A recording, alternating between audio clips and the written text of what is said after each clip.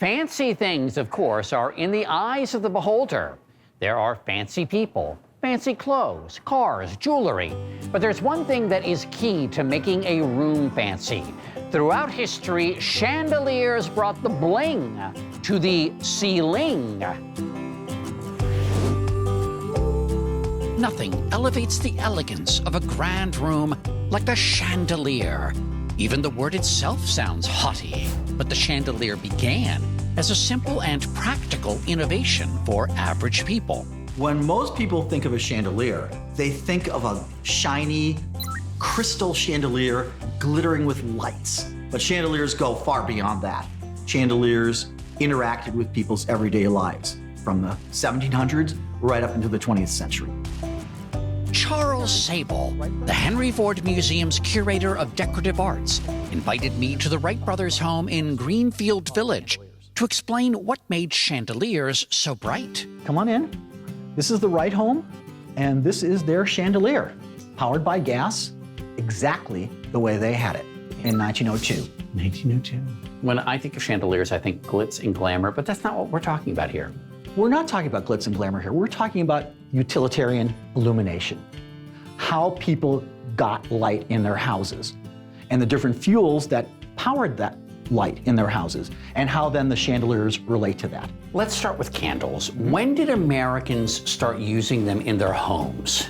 Candles came with the first settlers to America, and they were really awful by our standards today. Why?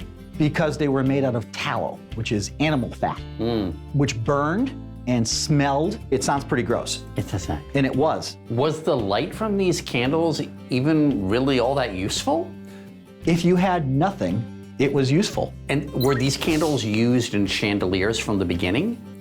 Candles were always used in chandeliers, going way back. However, if you wanted to get any quality light, you needed bunches of candles. Of course, bunches of candles pretty much translates to house fire. So other ways were used to light chandeliers, namely fluids and oil. The first big change in burning fluids was the discovery of whale oil in the late 1700s into the 1800s.